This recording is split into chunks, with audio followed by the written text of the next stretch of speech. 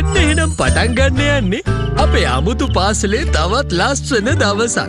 අපේ පුංචි යාළුවෝ නිවාඩුවක ඉඳලා ඉස්කෝලේට ආව විතරයි. මං හිතනවා ඔයාලා හොඳ සතියන්තයක් ගත කරන්න ඇති කියලා. අපි බීච් එකට ගියා. මං ගියා ගුහාවක් බලන්න. මම නම් ගෙදරටම වෙලා හිටියා. නියම සතියක්නේ. මාත් මේ සතියේ ගොඩක් විශේෂ ගමනක් ගියා. ඒකට කියන්නේ සෆාරි කියලා. ඔයාලා කැමති නම් මං ඒකේ ෆොටෝ ටිකක් පෙන්නන්න. අනේ බලමු.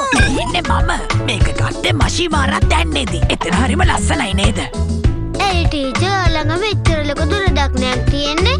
මොකද කියනවා නම් අපි සෆාරි එකක් යනකොට අපිට එක එක විදිහේ සත්තු ගොඩාක් බලා ගන්න පුළුවන් වෙනවා. මේ ඉන්නේ දුර්ලභ ගණයේ බූගලම් ස්රංචුවා. එයාලා වතුරේ බහැලා නාන විදිය මම බලාගෙන හිටියා. ඒගොල්ලොන්ට නාන්න ගොඩක් වෙලා යනවා. මටත් වඩා. එතකොට මේ ඉන්නේ ළමයි කළු තට්ටු තියෙන හැංගෙන වවුල් జాතියක්. ඊ කොහෙද? මේ ඉන්නේ. කලින් ෆොටෝ එක ගන්නකොට එයා හොඳටම නිදාගෙන හිටියේ. එතකොට මේ ඉන්නේ ලොම් තියෙන ගල්මීයෝ జాතියක්. එයාලා රැවටුණා මමත් ගලක් කියලා. එතකොට මේ ඉන්නේ ලොකු ඔළුවක් තියෙන අමුතු ජීවියෙක්.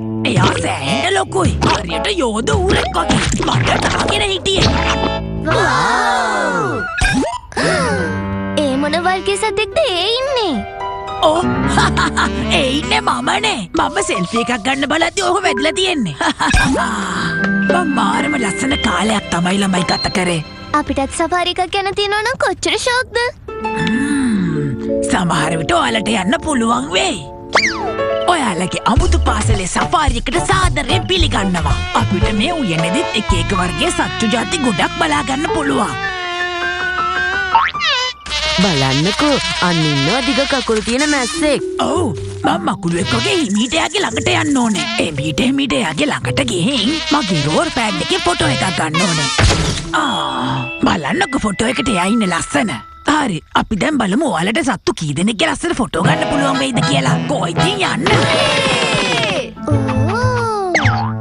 කිසි දෙයකට බය නැති ගවේෂක මීපා කැලේ මැදින් බඩගාගෙන යනවා.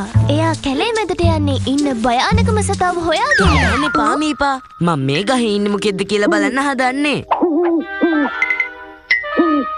හිමින් දැන් හරි. නියම ෆොටෝ එකක් නේ. දැන් මගේ පාරේ. කෑ ගහන්න එපා මීපා මට හසු මොකද්ද පේනවා.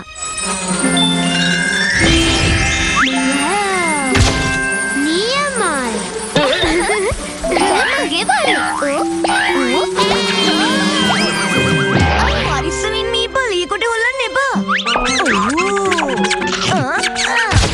අන්න බින්දුරේ. දැන් මගේ පාරේ. මීපා ඔය මල් පැල හොලවන්න එපා. මෙහෙට එන්න බම්බල්වීක්. මෙයා තමයි මෙතන ඉන්න ලොකුම සතා. දැන් මගේ පාරේ. හරි ළමයි වෙලාව ඉවරයි. ගෙදර යන්න වෙලාව හරි. ඔයාලට හෙට ඉස්කෝලේට ඇවිල්ලා ෆොටෝ ටික බලා ගන්න පුළුවන්. ඔයාලට යන ගමන් තවත් සත්තුන්ගේ ෆොටෝ ගන්න ඕනේ නම් මතක් කරලා රෝර් පෑඩ් එක අරන් යන්න. මේකෙන් ඔයාලට ගෙදර වත් ඉන්න සත්තුන්ගේ ෆොටෝ ගන්නත් පුළුවන්.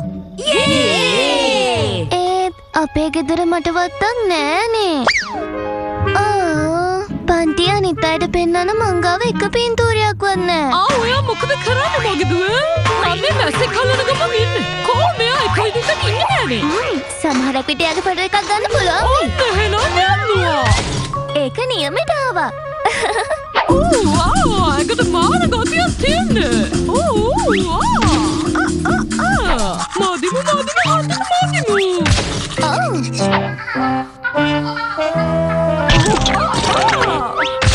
වාව්! අපේ අම්මගේ පින්තූරත් සත්තුන්ගේ වගේම හරිම ලස්සනට ආවා. මෙයා තමයි බම්බල්වී. මෙයා මගේ අත දිගේ උඩට යනවා. එතකොට මෙතන මගේ අත දිගේ පල්ලෙහාට යනවා. එතකොට මෙතන මගේ අත උඩ වාඩි වෙලා ඉන්නවා.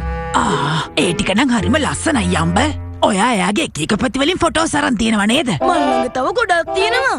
හරි ඇති. අපි දැන් කවුරු ගත්ත පින්තූරද බලන්නේ. මේපා. මට පින්තූර ගන්න සත්තු කවුරුවත්ම හම්බුනේ නෑ. අන්න ඒ නිසා මං හිතුවා වෙනස්ම විදිහේ සෆාරි එකක් කරලා පෙන්නන්න. ඔයා මොන වගේ පින්තූරද ගත්තේ එතකොට? අපේ අම්මගේ. එහෙමද? මේ තියෙන අපේ අම්ම මැස්සගේ පස්සෙන් පන්නන පින්තූරයක්.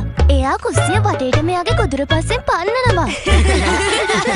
මේ තියෙන එයා දත් මදින පින්තූරයක්. මේ තියෙන එයා කෑම කද්දී එයාගේ මූණේ ජෑම් ගෑවිලා තියෙන පින්තූරයක්. දීපා ඔයා කෙනෙක්ගේ ෆොටෝ ගන්නව නම් එයාගේ මුලින්ම අහලා ඉන්න එක අනිවාර්යයි. එතකොට මේ ඉන්නේ කලාතුරකින් දකින්න ලැබෙන අපේ ටීචර්. එයාට හොඳටම නිින්ද ගිහිල්ලා තියෙන්නේ. මම නිදාගෙන නෙවෙයි ළමයෝ හිටියේ. මම මේ පොඩ්ඩක් ඇස් වහගෙන අලුත් පාඩමක් කල්පනා කරා. එතකොට මේ පින්තූරේ තමයි එයා ලෙසන බෝට්ටුවේ සෙල්ලම් කරනවා.